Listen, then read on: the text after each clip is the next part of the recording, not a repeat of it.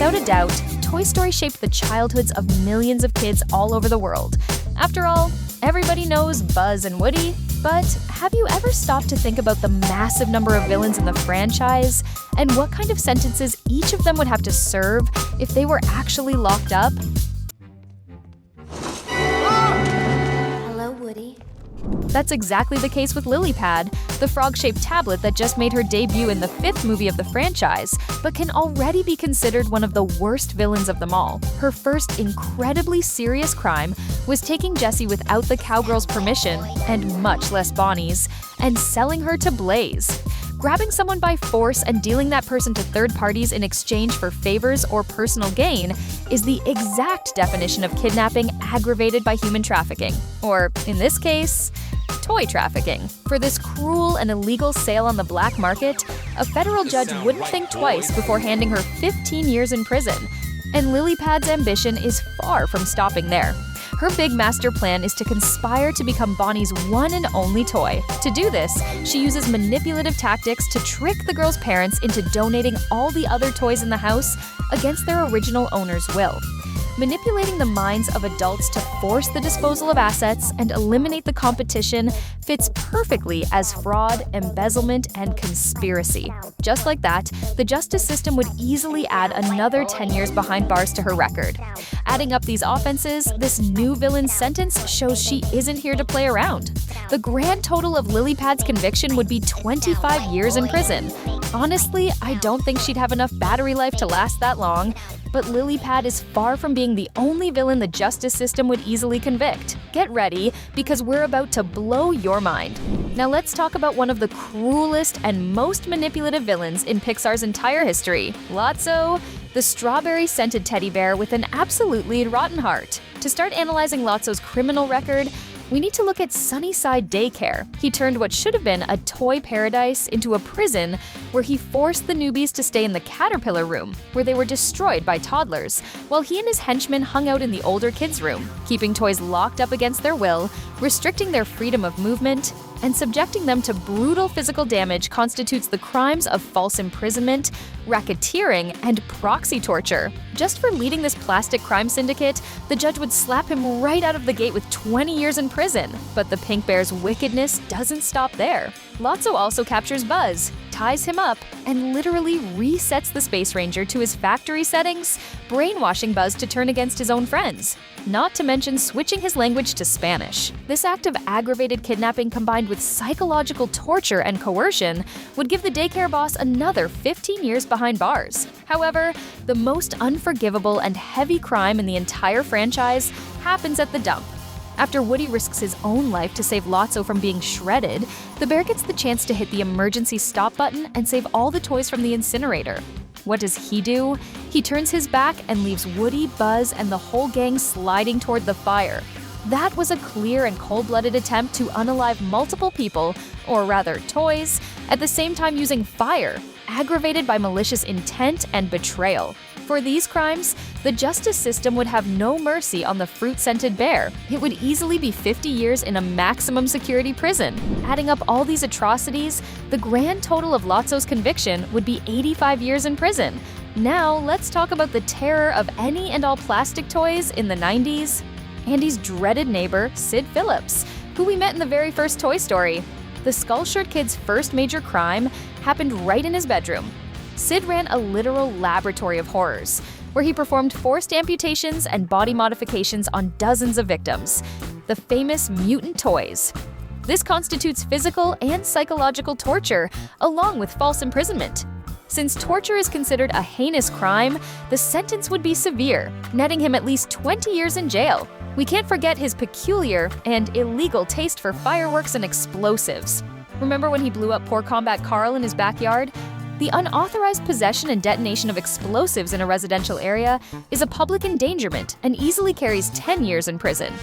And the cherry on top of Sid's criminal cake was strapping Buzz Lightyear to the Big One rocket to blow him sky high.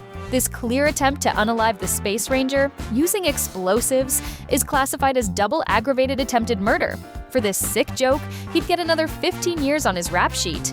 Adding up all the charges, the kid's sentence would be incredibly heavy. The grand total of Sid's conviction would be a staggering 45 years in prison. It's time to talk about the backstabbing prospector, also known as Stinky Pete, who was part of the same collection as Jessie and Woody, and who we met in Toy Story 2. Pete's first major offense happened back in Al's apartment, another villain from the same movie who we'll talk about shortly. When Woody finally managed to get his torn arm sewn back on and was ready to go back to Andy, it was Pete who sneaked out of his box in the middle of the night and turned on the TV to sabotage the escape, waking Al up. Even worse, he went back to his box and let the blame fall squarely on Jessie's shoulders. This falls under fraud, sabotage, and filing a false police report. For all this manipulation, he'd start off his sentence by getting 5 years in prison. But the villain's true colors showed when he locked the ventilation shaft grate, blocking Woody, Jessie, and Bullseye's escape. His plan was to force everyone to be shipped off against their will to a museum in Tokyo, Japan. Keeping people locked up to send them to another country without their consent is no joke. We're talking about aggravated false imprisonment and attempted international human trafficking. For this incredibly serious federal-level crime, the judge would give him, without thinking twice, 20 years in jail. And the situation gets truly violent at the airport during the baggage carousel chase. When Woody tries to save Jessie, Stinky Pete pulls out his hard plastic pickaxe and cowardly attacks the sheriff, intentionally tearing his arm. Using a mining tool to hurt someone constitutes assault with a deadly weapon and aggravated battery. Considering he was willing to unalive Woody right there on the conveyor belt, he'd add another 15 years to his prison sentence. Putting all this together, the prospector's sentence would ensure he didn't see the light of day for a good long while. The grand total of Stinky Pete's conviction would be 40 years in prison. If you made it this far, do the following. Click the subscribe button. I think we deserve it. Moving right along, we also have Buzz Lightyear's arch nemesis, the evil Emperor Zurg. Even though he shows up as an action figure fresh out of the box in Toy Story 2, he definitely doesn't escape the law. His first crime happens right after he gets out of the box, when he starts obsessively tracking and following Buzz through the city streets. This perfectly fits the crime of stalking, which would give him 3 years in prison. But things get really serious in the elevator shaft when he ambushes Buzz and fires his ion blaster, those little yellow balls, with the declared intention of annihilating the Space Ranger once and for all. For this ambush, the justice system would indict him for aggravated attempted murder, handing the villain another 15 years in jail. Therefore, the grand total of Emperor Zurg's conviction would be 18 years in prison. Now let's talk about a villain who has one of the saddest backstories in the franchise, but who still wouldn't escape the clutches of the law. Gabby Gabby, the vintage doll from Toy Story 4. The 1950s doll's first offense happened as soon as Woody and Forky stepped foot in the antique store. When Woody managed to escape, Gabby Gabby held Forky hostage inside a locked cabinet to force the sheriff to come back. Holding someone against their will to use as a bargaining chip is the exact definition of kidnapping and false imprisonment. Just for keeping the little plastic utensil as a hostage, the judge would hand down 15 years in prison. But Gabby didn't get her own hands dirty. To chase, intimidate, and capture the other toys, she used Benson and his army of creepy ventriloquist dummies. Since she was the mastermind giving the orders for her henchmen to commit the crimes, she would be indicted for racketeering and criminal association. For commanding this wooden mafia, she'd get another 5 years in jail. Now onto her most bizarre and terrifying crime. Gabby Gabby's ultimate goal was to rip out Woody's voice box and put it inside herself.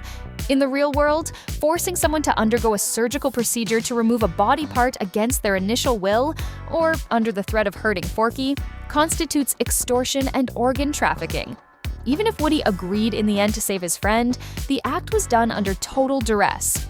For the illegal extraction of the voice box and the bodily injury, the justice system would show no mercy, and she'd get a heavy 20 years behind bars.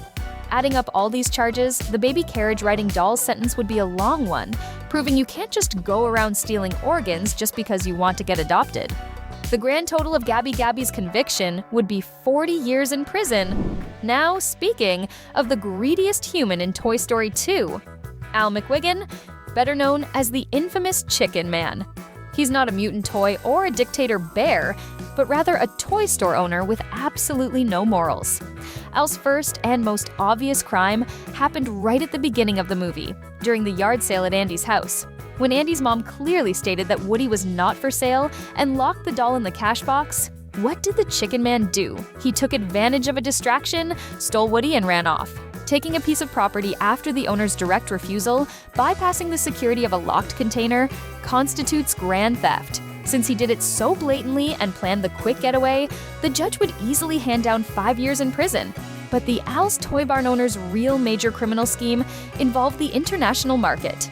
His plan was to sell the ultra-rare Woody's Roundup collection to the Konishi Art Museum in Tokyo for a multi-million-dollar payout. The huge problem for him is that exporting a highly valuable collection through shady means and, even worse, including an actively stolen item, Woody, constitutes international smuggling and trafficking of cultural and historical goods. Since it involves an illegal international transaction to dodge taxes and launder money, the feds would step in and he'd get at least 15 years in prison. Adding up this crooked collector's infractions, his sentence would be a bitter pill to swallow. The grand total of the Chicken Man's conviction would be 22 years in federal prison. If you want more videos like this, comment down below, add more. We're leaving 2 really cool videos for you to stay with us here on the channel. Click and have fun. Thanks.